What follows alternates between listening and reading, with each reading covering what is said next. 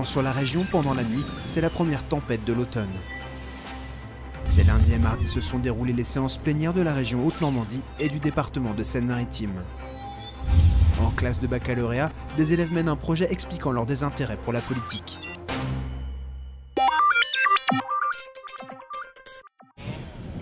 Le vent a soufflé très fort sur la région cette nuit et ce mardi matin. Ici, au Val de la Haye, à côté de Rouen, un peuplier d'une vingtaine de mètres est tombé sur une maison d'habitation vers 8 h ce matin. Il n'y a pas eu de victimes, les personnes de l'habitation ont été évacuées par mesure de précaution puisque la charpente a été relativement endommagée par la chute de l'arbre.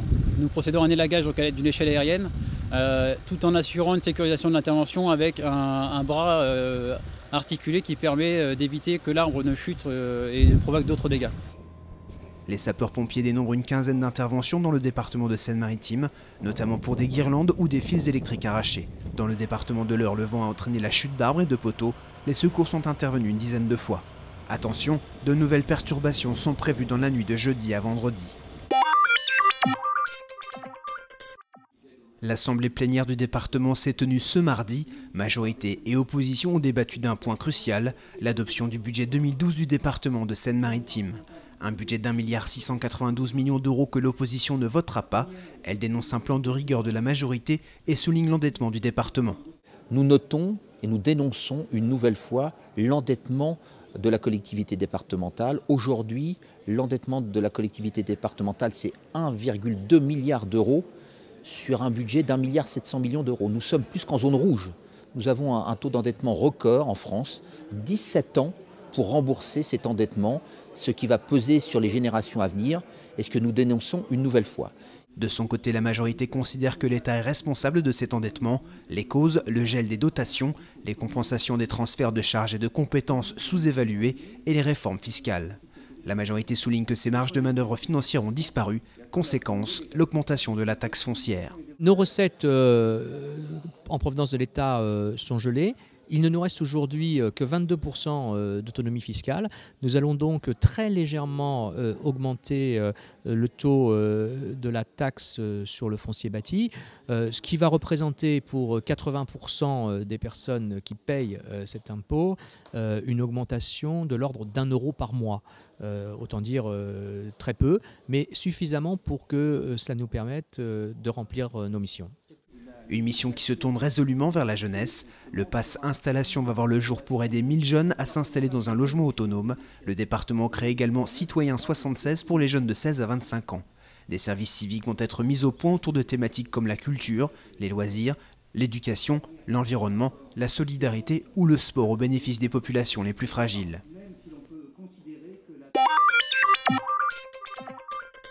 Les élus régionaux de la Haute-Normandie se sont réunis hier en assemblée plénière pour le vote du budget 2012. Les futurs projets ont été dévoilés.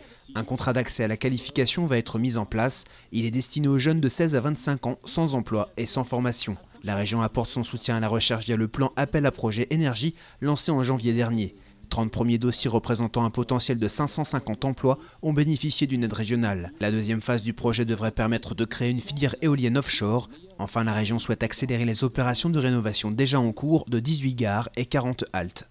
Nous allons continuer d'accompagner les territoires pour aménager le territoire régional, améliorer la vie quotidienne des gens, continuer d'exercer nos compétences en matière de formation, en matière de transport, en matière d'emploi, où tous ces budgets vont être à la hausse en 2012.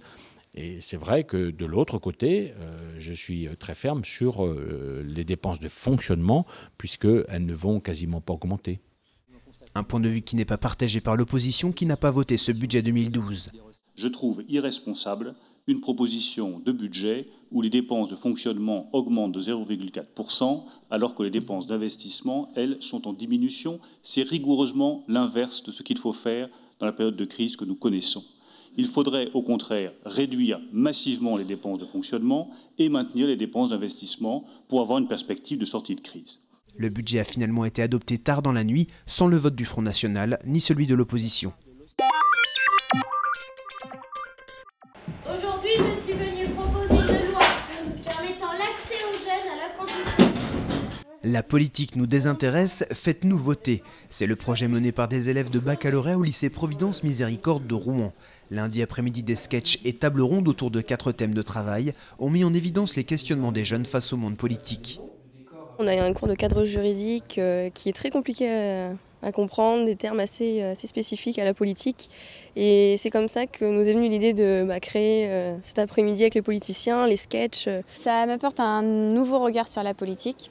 Tout en faisant des sketchs, on a su exagérer envers les politiciens. On comprend vraiment leur métier. Enfin, ce qu'ils pensent, des fois, c'est les citoyens qui ne ressentent pas assez les politiques. Donc oui, je pense que ça va nous répondre pas mal à nos questions. Ayant l'âge de voter maintenant, grâce à ces sketchs et grâce à l'intervention des politiciens, ça m'a permis de comprendre la politique et de sûrement pouvoir savoir qui voter aux élections présidentielles 2012. Je me rends compte que si personne vote, ça n'arrangera pas les choses.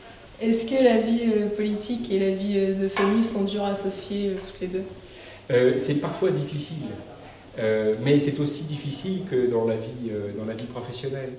Une douzaine d'élus ont répondu à l'invitation des élèves. Ils ont eu l'occasion de rencontrer des jeunes désintéressés par la politique, des jeunes qui nous disent les élus ne nous intéressent pas en fait, c'est qu'ils sont désintéressés non pas par eux-mêmes mais à cause de nous, et qui nous disent que la politique ne parle pas aux jeunes. On a commencé un dialogue mais qui est à mon avis un début de dialogue. Moi j'aurais envie de revenir la semaine prochaine pour régulièrement discuter avec eux. Après cela, la politique ne devrait bientôt plus avoir de secret pour les jeunes citoyens.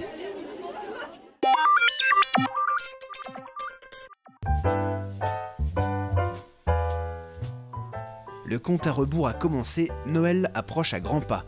Automates, sapins et guirlandes lumineuses envahissent les centres commerciaux comme ici au Dock 76. Pour l'occasion, la ville de Rouen a revêtu ses plus belles illuminations.